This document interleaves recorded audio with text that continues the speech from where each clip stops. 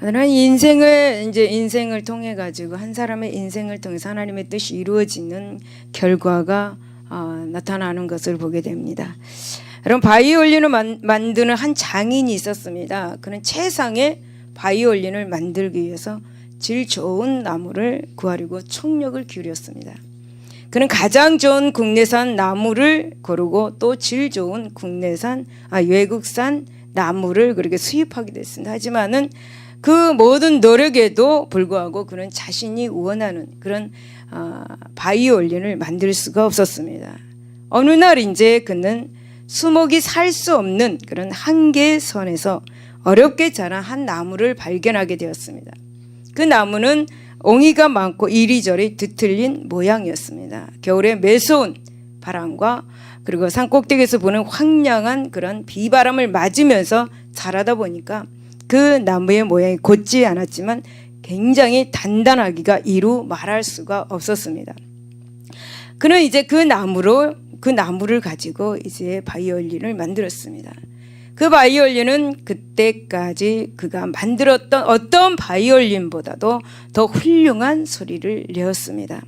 사랑하는 여러분, 우리 중에도 수목 한계선에 살고 있는 성도들이 있습니다. 즉 고통스러운 세상에서 모진 시련과 그리고 어려움을 겪으면서 살고 있는 사람이 있습니다. 하지만 하나님은 시련과 고통의 그 와중에서도 아름다운 삶을 창조해 나가신다는 사실을 우리는 기억할 수 있기를 바랍니다.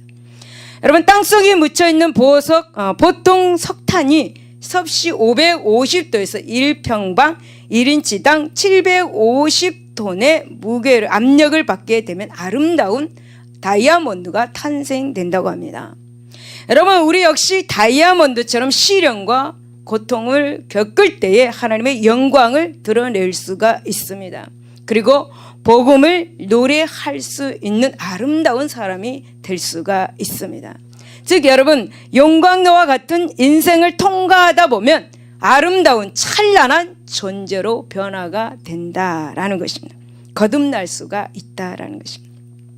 여러분, 요셉은 인생의 길에서 엄청난 시련을 겪은 사람입니다.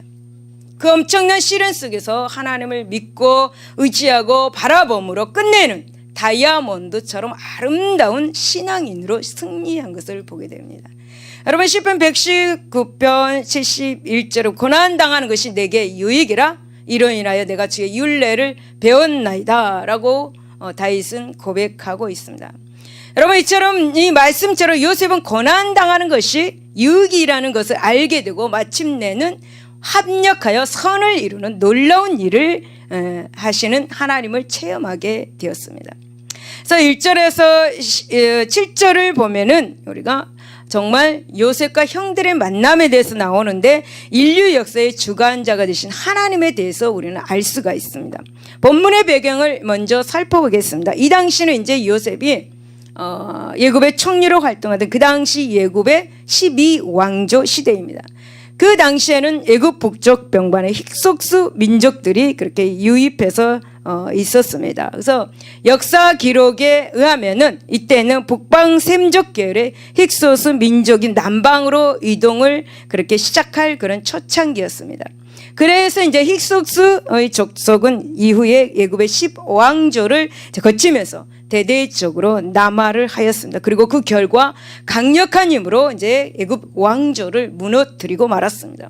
그리고 이후에 이제 15왕조에서 17왕조에 걸쳐서 예굽은 이제 힉소스의 지배를 받기에 이르렀습니다.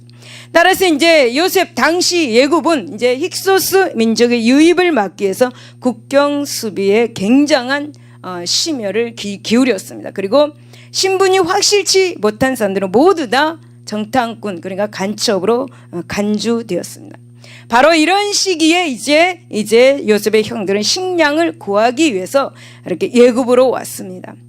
또한 요셉의 형들은 자연스럽게 이렇게 간첩으로 오해를 받아서 이제 감옥에 갇히게 되었죠.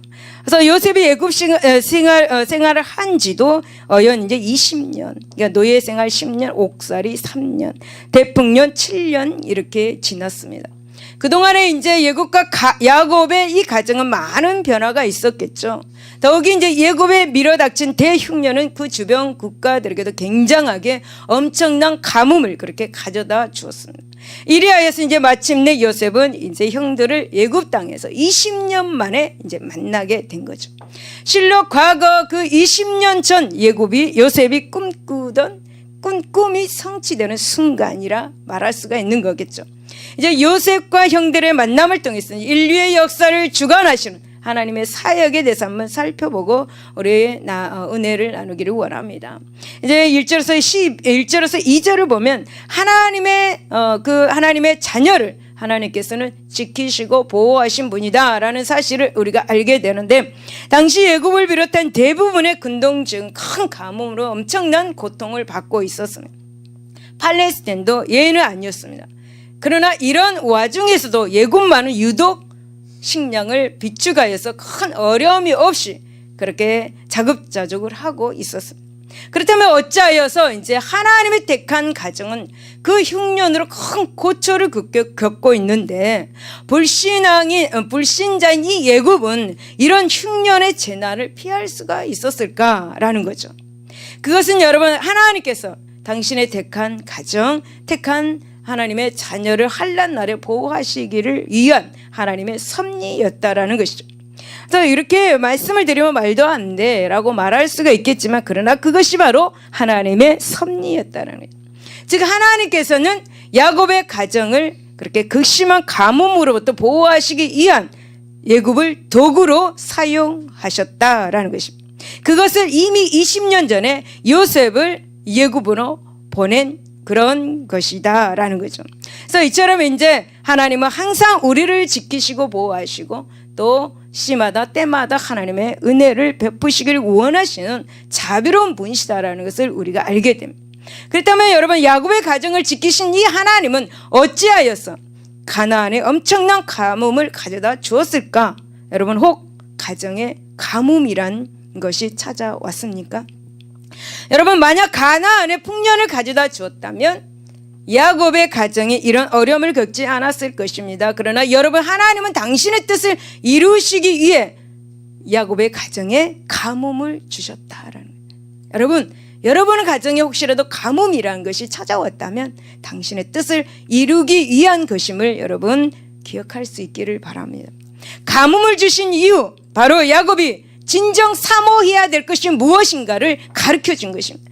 가뭄을 주신 이유, 바로 야곱이 진정 사모할 것이 이 땅이 아니라 저 천국 가나안, 하늘의 가나안, 즉 천국임을 깨닫게 하기 위해서였다라는 거죠.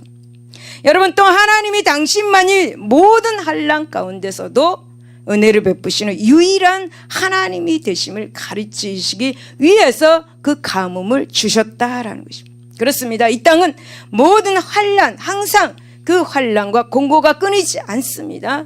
이 환난과 고통은 고집을 부리면 부릴수록 더 심해집니다. 하나님은 이 고집을 꺾기 위해서 한없이 나락의 그런 고난의 자리로 떨어뜨리시는 분이십니다. 그러기에 우리 성도는 어떤 세상의 방법으로도 이 위기와 고통을 피할 수가 없다라는 사실을 여러분 기억할 수 있기 바랍니다. 그렇습니다. 시편 46편 1절은 하나님은 우리의 피난처, 환난 중에 만날 큰 도움이시다라고 말씀합니다. 여러분, 세상에 어떤 것도 또 어떤 사람도 피난처가 될 수 없습니다. 물론 물질도 피난처가 될 수가 없습니다. 오직 우리의 피난처는 하나님이시다. 할렐루야. 그러므로 여러분, 어떤 위기에 있습니까? 어떤 마음에 심한 고통이 있습니까? 오직 환난 날에 우리의 유일하신 피난처이신 하나님을 바라볼 수 있기 바랍니다. 우리의 방패가 되신 하나님을 바라볼 수 있기를 바랍니다. 그분이 우리를 이 고난 속에서 유일하게 건질 수 있다는 분을 여러분 믿을 수 있기를 예수 이름으로 축복을 드립니다. 두 번째 6절에 보면 하나님은 당신의 뜻을 우리가 어떻게 되든지 반드시 이루시는 분이에요. 우리가 그 고난으로 인해서 땅바닥에 내려앉든지 죽든지 그걸 하나님은 생각하지 않으시고 당신의 뜻을 이루신다. 어쩌면 하나님은 무서운 분일 수도 있죠. 그러나 자비로우시고 공의로우신 분이십니다. 여러분, 애굽의 식량을 사러 간 야곱의 아들들은 애굽의 총리인 요셉 앞에 무릎을 꿇었습니다. 무릎을 꿇고 고개를 숙였습니다.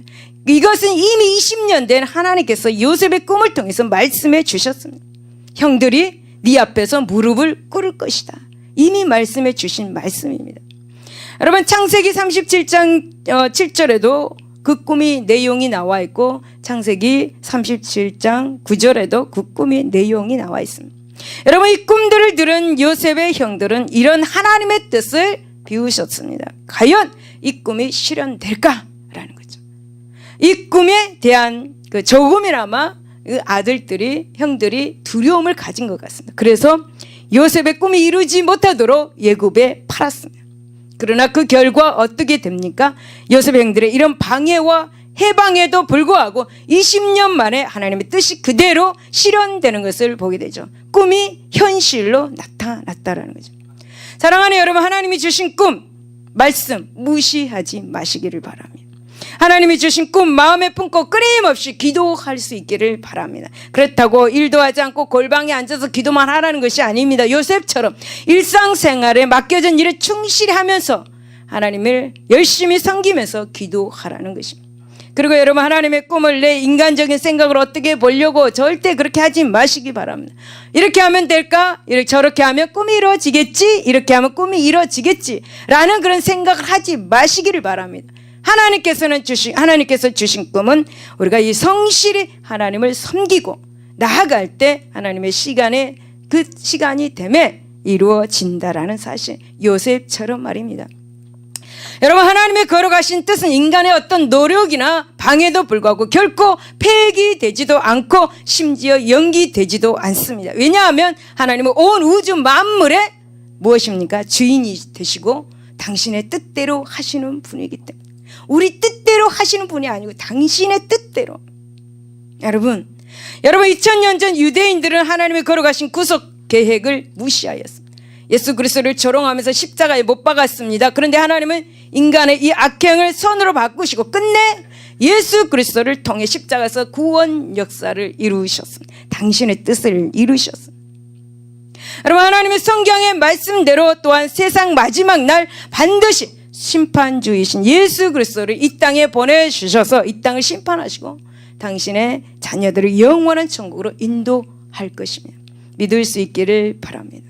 여러분, 예수 그리스도는 심판주이십니다. 이 땅에 다시 꼭 오셔서 심판하실 것입니다. 이 사실을 믿을 수 있기를 바랍니다. 믿을 수 있기를 바랍니다. 그러므로 사랑하는 성도 여러분, 이처럼 하나님의 언약의 말씀 1.1획도 폐할 수 없는 것이고, 그렇다면 우리 하나님의 자녀들은, 즉 우리 성도들 어떠한 삶을 사시면서 예수님을 오실 때 예수님 앞에 서겠습니까?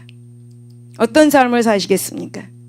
세 번째 14절에서 17절입니다. 하나님은 심는 대로 거두게 하시는 공의로우신 분이십니다. 애굽의 식량을 사러 간 이 요셉의 형들은 요셉의 시험으로 뜻하지 않게 간첩으로 이렇게 몰리게 되었죠. 그리하여서 그들은 이제 감옥에 갇혀서 시시각각 죽음의 위협을 받는 그러한 운명에 처하게 되었습니다. 여러분, 한번 생각해 보십시오.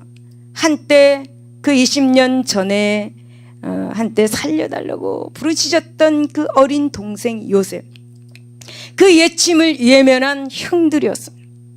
또 생명과도 같은 그런 겉옷을 벗기고 물 없는 그 웅덩이에 던져 넣은 요셉의 형들이었습니다. 그러나 이제 보니까 자신들이 그러한 신세가 되었습니다. 형들은 애굽 땅의 감옥에 사로잡히는 그런 신세가 되었다는 거죠. 여러분, 광야에서 겉옷은 굉장히 중요합니다. 낮의 무더위와 밤의 추위를 가려주는 역할을 하고 있죠. 그래서 팔레스타인 사이에서는 겉옷은 생명 이상으로 그렇게 중요한 것이었습니다. 그래서 모세 율법을 보면은 겉옷을 전당 잡은 자는 해가 지기 전에 돌려주도록 규정이 되어 있습니다. 이들은 이제 감옥에 갇혔을 뿐만 아니라 과거 동생의 생명을 위협했던 요셉의 형들은 똑같이 자신들도 그렇게 지금 감옥에서 예측할 수 없는 예측할 수 없는 자신의 장래에 대해서 두려움으로 떨고 있었습니다. 그렇게 두려움과 공포를 꼽아 3일을 지내야 했습니다. 여러분 생각해 보십시오. 요셉이 겪는 똑같은 일들을 형들이 당하고 있는 거죠. 여러분 요셉의 형들은 간첩으로 그렇게 오해를 받아서 감옥에 바치고 죽음의 위협을 그렇게 받는 운명, 또 감옥에서 미래에 대한 두려움으로 떨고 3일 동안 감옥에 갇혀 있다라는 것. 여러분 이처럼 하나님은 인간이 행한 그대로 그 행위대로 동일하게 보응하시는 공의로우신 분이다. 심는 대로 거둔다라는 법칙을 우리에게 말씀해 주고 있는 것입니다. 그렇습니다. 히브리서 기자는 원수 갚는 것 전적으로 하나님의 절대 주권에 있다라는 것을 말해줍니다. 히브리서 10장 30절에 원수 갚는 것이 내게 있으니 내가 갚으리라 하시고 또다시 주께서 그의 백성을 심판하리라 라고 그렇게 말씀합니다. 여러분 그러기에 성도는 이제 이웃과 원수를 맺어서는 절대 안 된다라는 것을 가르쳐주죠. 또 스스로 원수를 갚으려 해서도 안 된다라는 것입니다. 다만 하나님 불꽃 같은 눈동자를 가지신 그 하나님 그분께 다 맡겨야 된다. 그분만이 우리 인생의 신원자가 되어 주신다는 사실을 명심할 수 있기를 바랍니다. 그러므로 사랑하는 여러분, 하나님의 공의로운 심판에 우리는 겸손히 순종하는 것 또한 굉장히 중요하다. 심는 대로 거둔다. 어떤 것을 심든지 그 하나님의 공의롭게 하나님은 공의롭게 거두게 하신다. 그러니 가정의 환경에 어떤 가뭄이 와도 여러분 긍정적인 태도를 취할 수 있기를 바랍니다. 불평할 필요성이 없다라는 것입니다.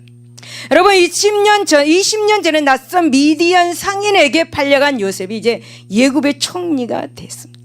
그리고 여러분 총리가 된 요셉이 20년 뒤 자신의 꿈대로 형들을 자기 발 아래에 무릎을 꿇게 했습니다. 여러분 이런 일들이 우연이라고 생각하십니까?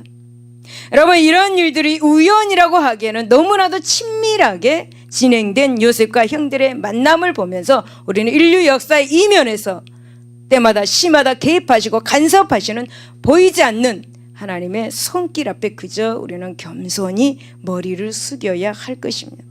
그리고 과거 400년, 4000년 전 팔레스타인의 한 택한 가정사의 일들이 개입하셔서 일일이 개입하셔가지고 그들을 구속하시고 인도하신 하나님은 오늘날 지금 이 순간에도 당신의 택한 자녀들을 위해서 복되고 아름다운 길을 예비해 주시고 또한 선한 길로 이끌어 주신다는 사실도 여러분 기억할 수 있기를 바라며, 그러므로 사랑하는 여러분, 하나님만이 우리 인생의 주인이시며 주관자가 되심을 겸손히 인정할 수 있기 바랍니다. 그리고 그분의 여러분 인도하심에 따라 우리의 전 인생을 온전히 맡기시기를 바랍니다. 그럴 때 우리는 이 세상에서뿐만 아니라 영원한 천국에서도 진정 존귀한 자로 인정을 받고 또 하나님의 자녀로 축복받는 사람들이 다 될 것입니다. 할렐루야. 18절에서 28절을 보면 이제 요셉 앞에서 두려워 떠는 형들에 대해서 나오고 있죠. 믿음에 유익을 주는 연단이라는 것을 우리가 알게 됩니다. 세상에는 두 종류의 두려움이 있습니다. 하나는 사단이 주는 두려움은, 이것은 인간으로 하여금 두려움을 통해서 실족하게 이르게 하는 두려움입니다. 그러기에 이런 두려움은 인간의 심령을 상하게 하는 두려움이다. 인간의 뼈를 깎아내는 두려움이라는 고통스러운 두려움, 그것이 바로 사단이 주는 두려움입니다. 또 하나의 두려움이 있는데 그것은 하나님께서 주시는 거룩한 두려움입니다. 이 두려움은 성도들에게 신앙의 발전과 유익을 주는 두려움입니다. 이제 본문에 언급된 이 요셉 형들의 두려움은 바로 하나님께서 주시는 거룩한 두려움이었습니다. 과거 한때는 도단에서 그렇게 나이 어린 동생을 미디안 상인에게 팔았던 요셉의 형들을 이제 예굽에서 억울하게 간첩으로 몰려서 그렇게 생사마저 불투명한 비참한 그 신세가 되었습니다. 그러나 여러분 요셉의 형들은 두려워하면서 자신들의 과거를 뉘우치기 시작합니다. 이제 요셉의 형들의 거룩한 근심을 통해서 신앙의 교훈을 우리에게 주고 있습니다. 그렇다면 시시각각으로 우리 성도들에게 임하는 하나님의 거룩한 두려움, 즉 연단은 성도들에게 어떤 신앙의 유익을 주는 것인가? 21절에서 22절을 보면은 연단은 과거의 잘못을 돌이켜서 회개에 이르게 하는 것을 보게 됩니다. 여러분, 성도들이 때때로 겪는 이 믿음의 연단, 이 하나님의 거룩한 그 연단은 지난날의 잘못을 돌이켜서 회개에 이르게 합니다. 여러분, 지금 고난과 고통을 당하고 있습니까? 그것이 바로 회개에 이르게 하는 고통인 것을 기억할 수 있기를 바랍니다. 할렐루야. 요셉의 형들이 지난날에 자기들이 했던 잘못들을 그렇게 회개하는 경우에 해당합니다. 즉 애굽에 그렇게 식량을 사러 간 요셉의 형들은 뜻하지 않게 간첩 혐의를 받고 감옥에 투옥되는 신세가 되었죠.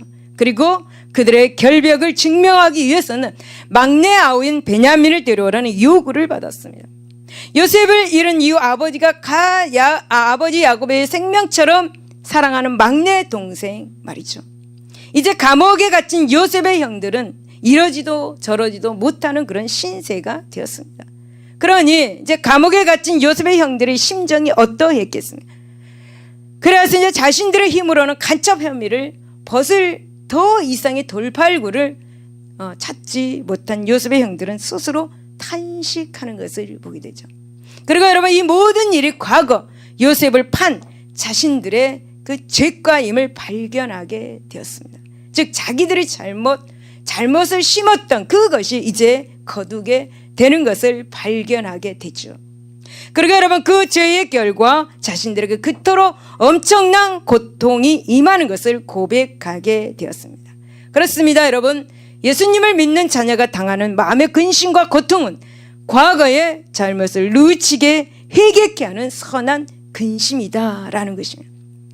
그러기에 여러분, 성도는 혹이라도 뜻하지 않는 공고를 당할 때 이를 원망할 것이 아니라 그것이 정말 자신의 잘못을 회개케 하시는 그 하나님의 거룩한 섭리임을 깨달을 수 있기를 바랍니다.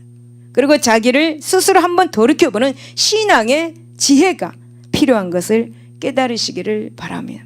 사도 바울은 고린도서 7장 10절 하나님의 뜻대로 하는 근심은 후회할 것이 없는 구원에 이르게 하는 회개를 이루게 하는 것이요 라고 그렇게 말씀하고 있는 것입니다. 두 번째 24절로 연단은 성화에 이르게 하는 것입니다. 여러분, 본문에는 이제 요셉의 신앙에 대해서 말씀하고 있습니다. 요셉이 어떤 신앙을 가지고 있는가라는 거죠. 요셉은 이제 20년 만에 애굽에서 자신을 노예로 판 형들을 만나게 됩니다. 만났습니다. 정말 여러분, 철전지 원수와도 같은 그런 형들을 외나무 다리에서 만난다. 외나무 다리에서 만난 것입니다.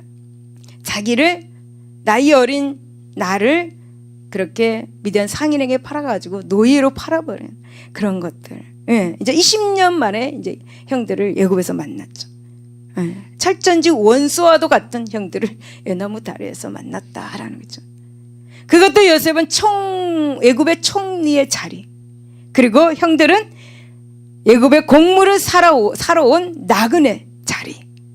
그러니 이제 요셉의 심정이 어떠했겠습니까? 아마 보통 사람 같으면 복수하기에 정말 절호의 찬스를 그대로 지나치지 않았을 것입니다. 그러나 요셉은 지난 13년간 형들 때문에 당한 처절했던 그 고통을 마음에 두지 않았던 것을 보게 되죠. 그리고 자신이 애굽에 팔려와 말로 표현할 수 없는 그 인고의 세월을 보낸 것이 형들 때문이 아니라는 것도 알았습니다. 이 모든 고통의 이 시련은 바로 하나님의 섭리 때문인 것을 한시도 잊지 않고 살았던 요셉입니다. 그러나 여러분, 이런 요셉의 신앙의 인격은 하루아침에 만들어진 것이 아니겠죠. 13년이라는 세월 동안에 만들어진 것이. 여러분, 보디발의 집에서 10년 노예 생활, 그리고 또 보디발의 아내 모함으로 억울하게 치른 그 3년의 감옥 생활, 옥살이, 이런 거칠고 고통스러운 이 인고의 세월을 지내면서 여러분, 요셉은 점점 하나님을 더 의지하게 되었습니다. 그리고 절대적인 그런 하나님 중심의 사람이 되어 갔다라는 거예요. 여러분, 인생의 모든 일들이 여러분 인생의 모든 일들 어느 것 하나 하나님의 섭리와 무관하게 일어난 것은 없다라는 확신에 찬 신앙을 갖게 되었습니다. 요셉. 여러분, 따라서 요셉은 결코 형들을 향해서 복수의 칼을 갈지도 않았고 형들을 미워하지도 않았습니다. 아니, 오히려 20년 만에 만나 이국 땅에서 그것도 식량을 구하기 위해서 400km가 떨어진 애굽에 들어온 형들이 이제는 자신의 잘못을 뉘우치는 그 모습을 보면서 요셉은 반가움의 눈물을 그렇게 절제하지 못할 정도였습니다. 여러분, 연단은 그 마음, 신앙을 단련시켜서 성화에 이르게 하는 놀라운 능력이 있다라는 사실을 여러분 기억할 수 있기 바랍니다. 여러분, 욥 어떻습니까? 욥기 23장 10절, 나의 가는 길을 오직 그가 아시나니 그가 나를 단련하신 후에는 내가 정금같이 나오리라. 이 말씀이 무슨 말씀인가? 욥이 고백한 것이요. 욥의 고난을 모르는 사람이 없습니다. 욥은 나의 가는 길을 오직 그가 안다. 그가 나를 단련하신 후에 내가 정금같이 나아온다. 이런 이 고백 바로 성숙한 신앙이 되게 하시려는 하나님의 뜻이 있다라는 것입니다. 여러분, 그러니 어떤 고난과 고통이 있을지라도 하나님께서 나를 복주시기 위해서, 축복하시기 위해서 이런 시련 고통을 나에게 주셨다라는 것을 믿을 수 있기를 바랍니다. 여러분, 여러분의 고난과 고통은 바로 성숙한 신앙인, 즉 성화에 이르게 하는 수단인 것입니다. 그러므로 사랑하는 여러분, 하나님께서 성도들을 실족케 하는 시험과 근심을 주시지 않는다는 이 한 가지 사실을 꼭 잊지 마시기를 바랍니다. 그러므로 하나님이 주시는 근심은 성도들로 하여금 회개케 하려고 하는 것이다. 또한 연단을 통해 성화에 이르게 하시는 거룩한 근심이다. 얼마나 감사합니까? 그러기에 우리들은 환난과 시련이 닥칠 때도 이로 인해서 염려하거나 불평해서는 안 된다는 사실을 본문을 통해서 우리에게 말씀해 주고 있는 것입니다. 그리고 여러분, 시련의 때일수록 성도는 하나님이 주신 거룩한 시련의 뜻이 무엇인지를 깨닫고 시련이 끝난 후에 예비한 놀라운 상급을 바라보면서 오히려 큰 기쁨으로 믿음의 선한 시련을 극복해 나가야 할 것입니다. 사랑하는 여러분, 인생길을 가다 보면 어떻습니까? 올라갈 때도 있지만 또 내려갈 때도 있습니다. 그러므로 올라갈 때, 평안할 때 방심하지 마시고 그래서 기도하고 충성하고 감사할 수 있기를 바랍니다. 저는 편안할 때, 제가 지금 기억하기는 제가 편안할 때 금식을 한 것 같습니다. 그리고 문제 있을 때는 금식하지 않았습니다. 편안할 때 했습니다. 편안할 때 금식을 하니까 문제가 있을 때 쉽게 넘어갈 수가 있었습니다. 사랑하는 여러분, 평안할 때 방심하지 말고 깨어서 근신하면서 기도할 수 있기 바랍니다. 여러분, 그리고 시련의 강을 건널 날에도 결코 낙심하지 마시기를 바랍니다. 우리는 시련의 강을 지날 때에 하나님 앞에 겸손하게 회개할 것을 회개하시기를 바랍니다. 여러분, 회개할 때 기적은 일어나는 것입니다. 여러분, 회개할 때 문제는 해결되는 것입니다. 여러분, 회개할 때 복이 임하는 것입니다. 여러분, 진정한 회개가 있을 때 질병을 치료받는 기적의 복을 체험하게 되는 것입니다. 여러분, 진정한 회개가 있을 때 시련의 고통에서 빨리 벗어날 수가 있는 것입니다. 사랑하는 여러분, 어떤 고난, 문제 있는 고통 속에 있다 할지라도 하나님이 반드시 합력하여서 선한 길로 인도해 주실 걸 믿고 좁은 길로만, 넓은 길을 생각하지 말고 좁은 길로만 가는 여러분들이 되시기를 예수 이름으로 축원을 드립니다. 29절에서 38절을 보면 뼈를 마르게 하는 허탄한 근심에 대해서 나옵니다. 이제 애굽에서 식량을 구입한 이제 야곱의 아들들은 시므온을 애굽의 감옥에 남겨둔 채 가나안 집으로 돌아왔습니다. 야곱은 그 모든 사실을 아들들을 통해서 알게 됩니다. 게다가 야곱은 아들들로부터 막내 아우 베냐민을 애굽에 데려가야만이 시므온을 데려올 수 있다는 소식을 듣고는 정말 기가 막혔습니다. 정말 실신하다시피 했습니다. 20년 전 가장 사랑했던 아들 요셉, 그 요셉을 잃고 그것도 부족해서 식량을 구하러 간 아들 시므온도 애굽의 간첩으로 그렇게 잡혀 언제 죽을지 모르는 그 신세가 되었습니다. 이제는 그나마 노년의 이한을 삼는 막내 아들 베냐민까지 그렇게 위험하기 짝이 없는 애굽 땅으로 보내야 하는 그런 것을 생각하니까 야곱은 가슴이 찢어질 것만 같습니다. 그리고 그의 근심은 이루 말할 수가 없었습니다. 이러한 야곱의 그런 가정에 닥친 슬픔과 근심, 오늘날 세상을 사랑하는 우리 성도들의 가정에 대해 예의 없이 불어 닥치는 것을 보게 됩니다. 그러기에 본문은 끊임없는 시련과 그런 환난 속에서 세상을 살아가는 우리 성도들에게 믿음과 함께 승리하는 삶의 비결을 제시해 주고 있는 것입니다. 사도 바울은 고린도 교회를 향해서 고린도후서 7장 10절에 하나님의 뜻대로 하는 근심은 구원에 이르게 하는 회개를 이루지만 세상 근심은 사망을 이루니라 라고 이렇게 말하며, 여러분, 세상 근심은 심령을 상하게 하고 또 인생으로 그 뼈를 마르게 하는 것과 같은 고통을 주는 것입니다. 그렇다면 이제 세상 근심은 어디에서 오는 것인가 한번 알아보겠습니다. 35절에서 36절을 보면은 이 세상 근심은 바로 잘못된 지식으로부터 나온다라는 것입니다. 여러분, 아들들의 보고를 들은 이 야곱은 두 가지 사실로 인해서 굉장하게 근심하면서 두려워했습니다. 첫째는 무엇이냐? 아들들의 곡물 자리에 곡물 값이 가지고 간 돈이 그대로 들어있다는 사실, 그거였고, 둘째는 함께 갔던 아들 중 하나인 시몬이 간첩으로 몰려서 애굽의 감옥에서 언제 죽을지도 모른다는 그 사실이었습니다. 그러나 이런 야곱의 근심은 정말 쓸데없는 근심에 지나지 않습니다. 한번 여러분, 우리가 본문을 읽어보았듯이 그렇잖아요. 이제 본장을 통해서 알 수 있듯이 이제 곡물 자루에 돈이 들어있는 것은 야곱의 아들들을 모해하기 위함이 아니다. 그렇죠? 그 야곱의 가정을 위한 요셉의 직한 정성과 배려가 들어있다라는 거죠. 그리고 또 시므온은 지금 애굽의 감옥에 갇혀 있긴 합니다. 하지만 야곱의 걱정대로 죽음의 위협을 받는 것이 아니다라는 사실이죠.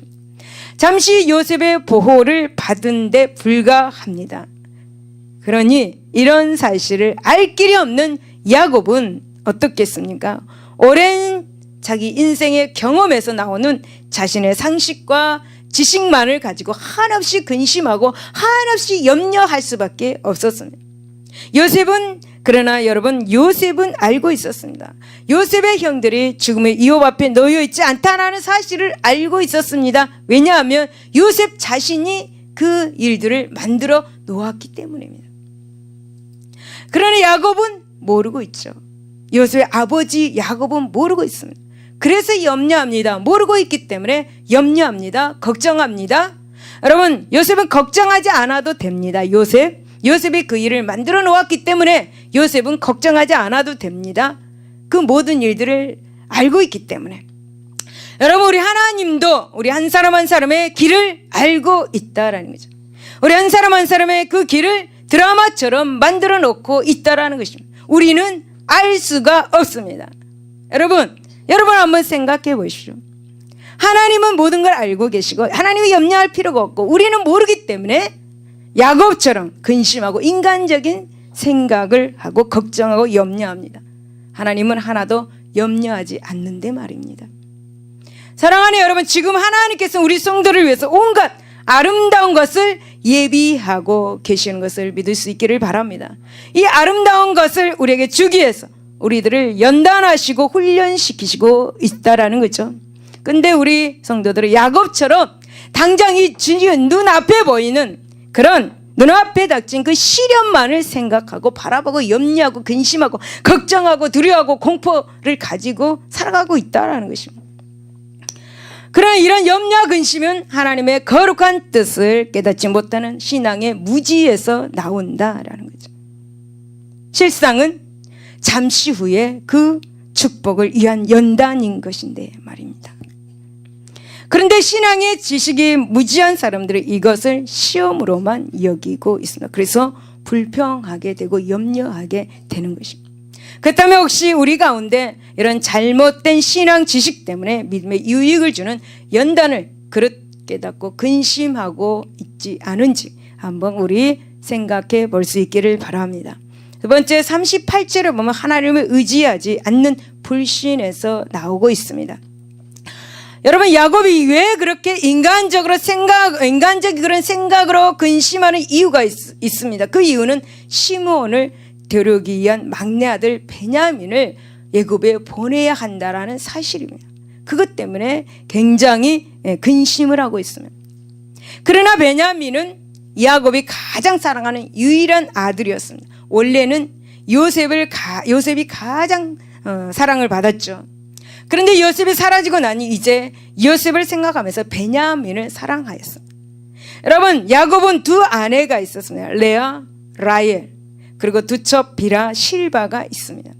야곱이 사랑하는 아내는 바로 누구입니까? 라헬입니다. 라헬을 가장 사랑했고, 그리고 라헬이 낳은 아이들을 제일 사랑했습니다. 그러기에 야곱은 내 여자가 낳은 12명의 아들들 가운데서 가장 사랑하는 아내 라헬을 통해서 얻은 요셉을 가장 끔찍히 사랑하였습니다. 그러나 20년 전에 야곱의 아들들의 시기로 요셉을 잃었죠. 이제 인생의 항원기에 이른 이 야곱은 하나 남은 라헬의 소생 베냐민에게 전 인생을 걸고 살아왔습니다. 마치 베냐민의 그 생명이 자신의 생명과 직결되기라도 하듯이 말입니다. 그러기에 이제 야곱은 베냐민을 애굽에 보내야 하는 문제로 굉장하게 근심하게 되었던 거죠. 그 근심이 얼마나 컸던지 베냐민이 죽으면 자기 자신도 백발이 상한 머리로 그러니까 무덤에 내려가는 처지가 될 거라고 표현까지 할 정도였습니다.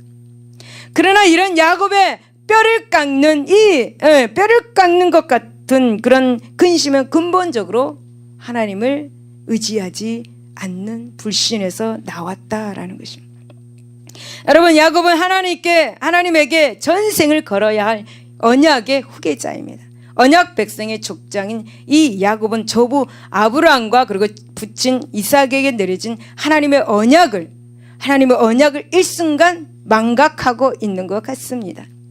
즉 이제 아브라함과 그 후사들에게 허락하신 생육하고 번성하는 그 축복은 야곱의 가정에도 계속적으로 이어져 내려왔습니다. 그러나 야곱은 이런 하나님의 선한 그런 신실한 언약을 잊어버렸습니다. 지금 당장 눈앞에 보이는 사랑하는 아들 베냐민의 생명에만 집착한 나머지 굉장한 큰 근심과 슬픔에 사로잡혔다라는 거죠. 여러분, 이처럼 하나님의 구원 언약과 축복을 망각하는 사람은 오히려 하나님의 언약과는 무관한 세상 사람들도 하지 않는 또 다른 하나의 무거운 근심의 짐을 진 채 세상을 살아갈 수밖에 없습니다. 그러므로 사랑하는 여러분, 우리는 예수 그리스도의 보혈의 공로로 제사함을 받았습니다. 아멘. 아멘. 그리고 세상 모든 근심과 그리고 걱정에서 해방되는 놀라운 축복을 받았습니다. 아멘. 그런데 우리가 신앙 때문에 세상 사람들도 하지 않는 또 다른 근심거리를 하나 더 가지고 있다면 우리의 신앙이 무슨 유익이 있겠습니까? 그래서 우리 주님께서도 세상 근심과 염려 가운데 사는 사람들 향해서 마태복음 11장 28절에 보면 수고하고 무거운 짐진 자들아 다 내게로 오라 내가 너희를 쉬게 하리라 라고 그렇게 말씀하셨던 것입니다. 그러므로 우리는 모든 세상 염려와 고통을 예수님의 십자가 보혈 아래 묻는 하나님의 자녀들이 되어야 할 것입니다. 그리고 여러분, 사망에 이르게 하는 세상 근심으로 뼈와 심령을 상하게 하지 마시기를 바랍니다. 여러분, 우리는 하나님의 자녀답게 구원에 이르는 회개를 이루기 위한 걸어가신 하나님의 뜻대로 근심하는 성숙한 신앙인들이 다 되시기를 예수 이름으로 축원을 드립니다. 기도하겠습니다. 하나님 아버지 감사합니다. 우리 인생의 한 사람 한 사람을 하나님께서는 아시고 지키시고 우리 인생의 한 생을 드라마처럼 써놓고 하나님은 알고 계십니다. 그러나 우리는 알지 못하여서 하나님에 대한 그 무지함으로 말미암아 근심하고 걱정하고 살아갑니다. 그러나 하나님 이제 오늘부터 하나님 이제 오직 주님만 바라보고 두 눈으로 주님만 똑바로 바라보고 그분을 의지하고 나아갈 수 있게 하여 주시옵소서.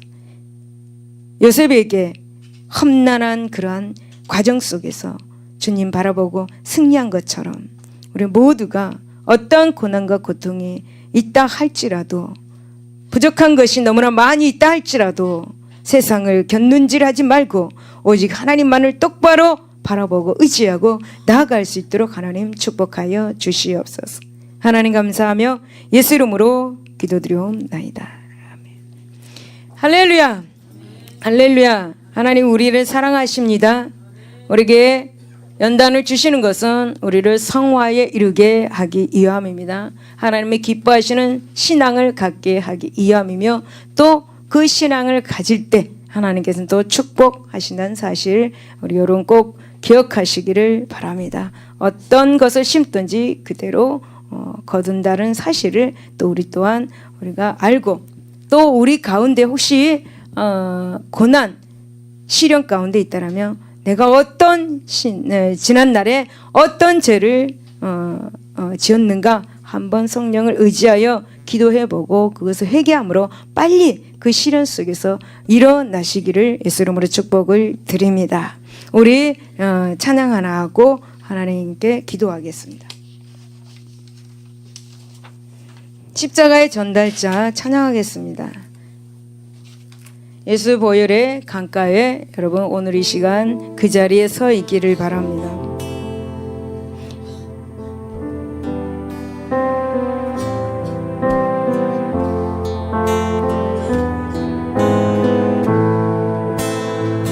난 지극히 작은 자 죄인 중에 예수 무익한 날 부르셔서 간절한 기대와 소망 부끄럽지 않게 십자가 정케 하셨. 난 지극히 작은 자 난 지극히 작은 자 죄인 중에 예수 무익한 나 부르셔서 간절한 기대와 소망 부끄럽지 않게 십자가 정케 하셨네.